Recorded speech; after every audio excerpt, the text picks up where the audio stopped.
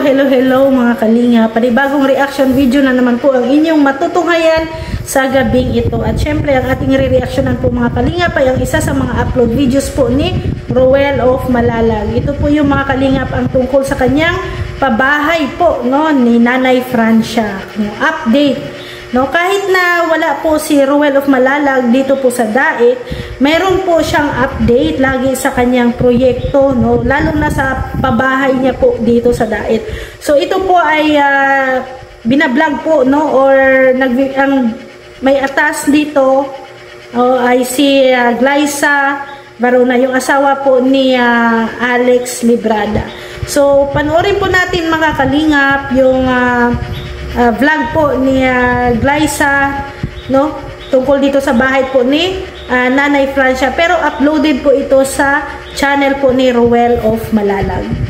So ayan nga po bumili po ng materyales si Glyza, the materyales para sa kanya sa bahay po ni Nanay Francia.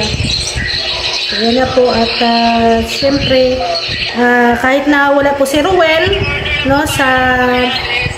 wala po si Roel dito sa Daet, ay tuloy-tuloy pa rin po ang kanyang pabahay po dito,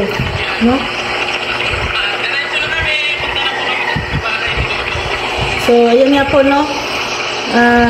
ihahatid na po nila yung materyales para po sa bahay ni Nanay Francia.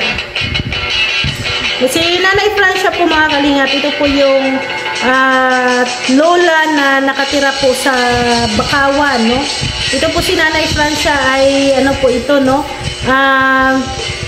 ito po yung binilhan po ni Roel ng lupa, At syempre pinatayuan din po ng bahay. So yung area po nila Nanay Francia ay medyo malayo po talaga, So yan na nga po ang update sa bahay ni Nanay Francia. So okay na naka-pormado na, unlike nung bago umuwi si Roel. Nung last niya na pagdalaw dyan sa bahay nila Nanay Francia bago sila nagbiyahe papuntang Davao ay hindi pa ganito, Pero ngayon ayan na po yung update ng bahay ni Nanay Francia. So ano na lang bubong, siyempre bubong, mga fencing, pero pormado na, pormado na po yung bahay ni Nanay Francia. So kunting na lang yan, kunting kimbot na lang ay matatapos na rin. At I think pagdating nila Roel dito sa Daet ay na yan, medyo patapos na yung bahay ni Nanay Francia. At least makalipat na si Nanay Francia at syempre doon sa kanyang area ay hindi na masyadong matubig. Dito ay maganda na tong pwesto ni Nanay Francia dito sa area na to. Ayan, may trusses na ang bahay niya. So ayan. So hintayin natin yung magiging update ni Glyza dito sa bahay ni Nanay Francia, siguro sa next update ay ito nga, may bubong na nga ito. So ayan, ready na din yung bubong na ilagay. So konting na lang talaga, at magkakaroon na ng sariling bahay si Nanay Francia. Kasi nga nung bahay nila dati ay hindi po yun sa kanilang lupa, hindi po sa kanila. So tapos kinukuha na rin ng may-ari. So medyo nga lang, yung bahay ni Nanay Francia ay medyo dikit nga lang sa lupa. Pero okay naman kasi naman siya sinemento, yung likod.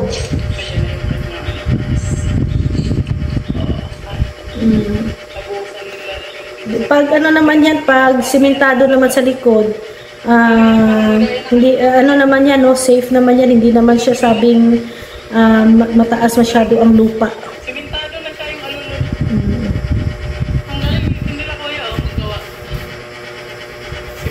ayan po yung update sa bahay ni Nanay Francia. So ayan, bakal po, wala pong ginamit na kahoy dito sa bahay ni Nanay Francia. Lahat ay simentado, no, at saka bakal, no, walang kahoy na nakikita natin diyan na ginamit, no.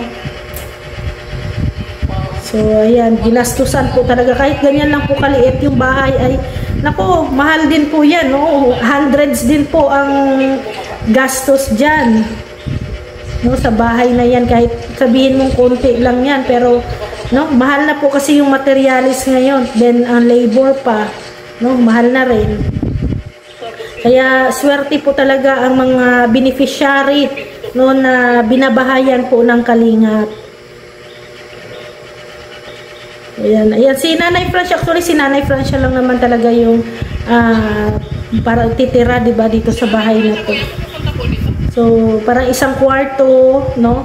May sala, may terrace, merong kusina, at saka may CR na rin po yan. Kasi binigay ni Dudong sa akin 12,000. So, para sa materialas. So, kayo na pong bahala. Opo. Kayo na pong bahala ng bumili. Ito ko yung supply ng yung bili mo ng materialas. So, ikaw na pong bahala yung biyak.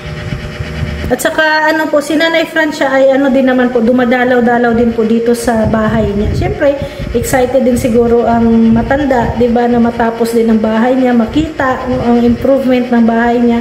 So, kaya maraming salamat talaga, no, sa kay Ruel, kasi nga po ay nagbigay action agad siya, no, sa to, kay Nanay Francia, siyempre sa mga sponsors na nandyan po palagi, no, sa lahat ng mga viewers, supporters na tumutulong din po sa proyektong ito, no. At syempre kung hindi din po dahil sa inyo no, walang mga ganitong pabahay, no, ang Kalingap.